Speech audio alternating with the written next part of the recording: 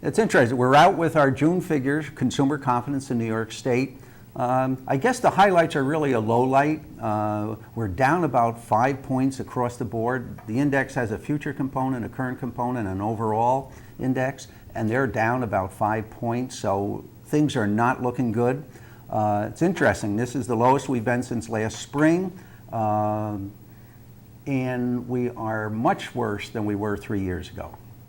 It's interesting, comparing New York State to the nation, of course we're much lower, and we have been for many years now, particularly since the 1991 recession. Upstate New York never really recovered. But when we compare New York figures, all our index numbers are roughly in the mid-60s.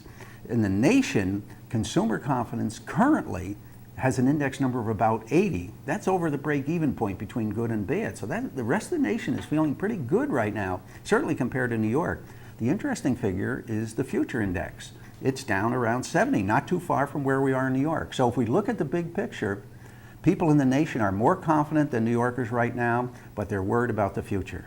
Well, we had 3 demographic groups that took big drops, over 6 points. And it's interesting. New York City. Now, New York City has had higher confidence than Upstate, and they took the bigger drop. Okay, so they fell over 6 points. Older people, also, their confidence went down over 6 points, and men fell as well, and over 6 points. So the worst combination in June was to be an old man in New York City. They took the biggest hit of anybody. Yes, every month we look at big ticket items over the next 6 months. For instance, cars, computers, furniture, homes, home improvement. All 5 of those categories were down in June. And that's the first time in a long time that that's happened. So that does not look good for future spending. And of course, our economy is driven by consumer spending. So right now, things aren't looking good for future spending.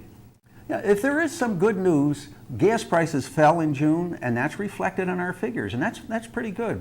We had over 50% of New Yorkers felt that gas prices were hurting the family budget back in May and earlier months. That's now dropped down to 47%. So people are feeling a little bit better about the gas prices. So that's some good news. On the flip side, food didn't move much at all. Actually went up a couple of points, and we still have over 6 out of 10 New Yorkers feel food prices are hurting the family budget.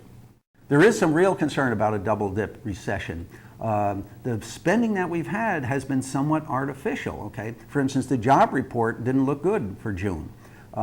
We lost all those census jobs. They were temporary jobs, relatively high paying, like $22 an hour. They're now virtually gone. The other thing is the stimulus created an artificial boost in the economy, and that's now starting to die out. So we're going to have to see what happens. But right now, there is concern, and there are signs that we may slip back again.